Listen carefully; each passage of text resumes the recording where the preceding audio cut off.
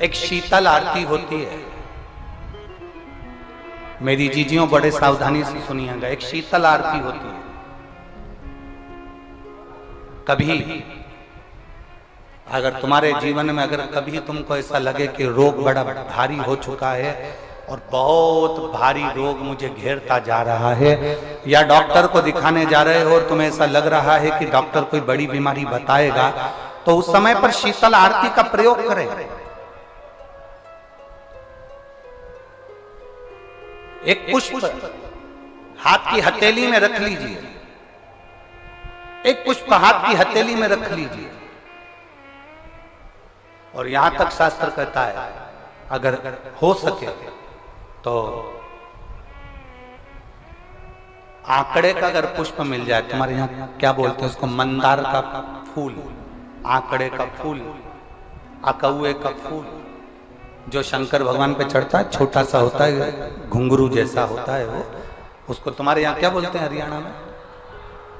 आंख का ही पुष्प बोलते हैं। आंख का पुष्प मिल जाए तो ज्यादा अच्छा है।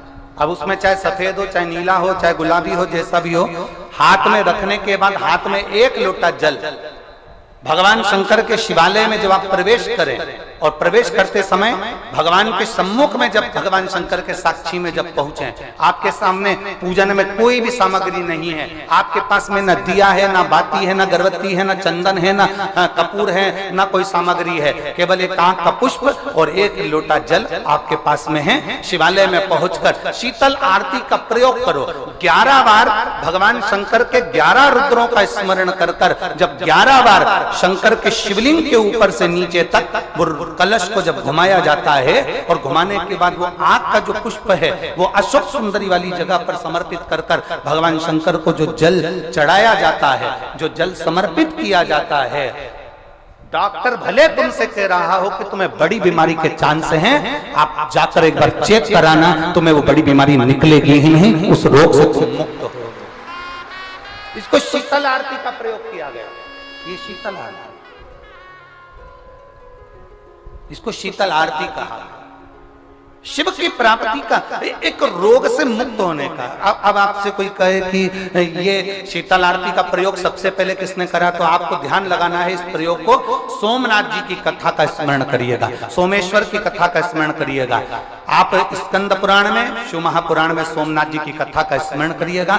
चंद्रदेव को काया का रोग हो गया, रोग इतना भारी था, चंद्र समझ नहीं पा रहे थे मैं करूं क्या। जब देव ऋषि नारद के पास पहुंच गए, नारद जी ने कहा एक पार्थिव शिवलिंग का निर्माण करो, बालू के शिवलिंग का निर्माण करो, और समुद्र का ही जल भगवान शंकर को उनके आनंद से आरती कर कर उनको चढ़ाने का प्रयास करो। और शिव ने ऐसी कृपा कर दी कि चंद्र के पास आकर भगवान शंकर ने कह दिया, चंद्र मैं तुझे वर देता हूं, तेरा काया का रोग समाप्त होगा, ये मेरा वर है, क्योंकि तूने मेरे शीतल आरती का प्रयोग किया।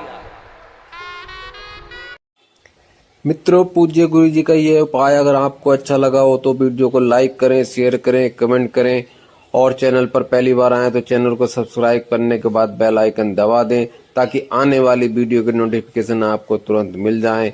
वीडियो देखने के लिए धन्यवाद।